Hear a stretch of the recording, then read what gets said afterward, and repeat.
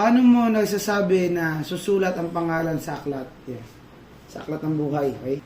Pangako ng Diyos yan Mickey. Kung tatanggapin mo si Jesus, yan ang apat na kondisyon ng Diyos. Kung sumasampalataya ka, ay ikaw ay magsisisi sa kasalanan mo at tatalikuran mo ito at tatanggapin mo si Jesucristo, isusulat ng Diyos ang iyong pangalan sa aklat ng buhay. Tingnan natin, yung mga sumasampalataya ay nakasulat ang kanyang pangalan sa aklat ng buhay. Lucas chapter 10 verse 17 to 20. Tingnan natin Miki, tingnan natin. Lucas chapter 10 verse 17 to 20. Masayang bumalik ang 72. Inulat nila, Panginoon, kahit po ang mga demonyo ay napasulot namin dahil sa kapangyarihan ng inyong pangalan.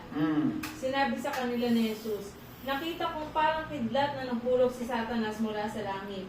Binigyan ko kayo ng kapangyarihang tapakan ang mga ahas at mga alakdan at daigin ang lahat ng kapangyarihan ng kaaway at walang makakapanakit sa inyo.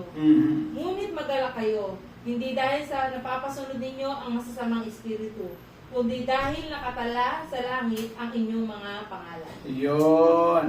Kaya sila nakatala ang kanilang pangalan, Mickey, sa langit sapagkat sila ay sumampalataya sa ating Panginoon. Amen. Ano ba ang katangian ng sumampalataya, Mickey?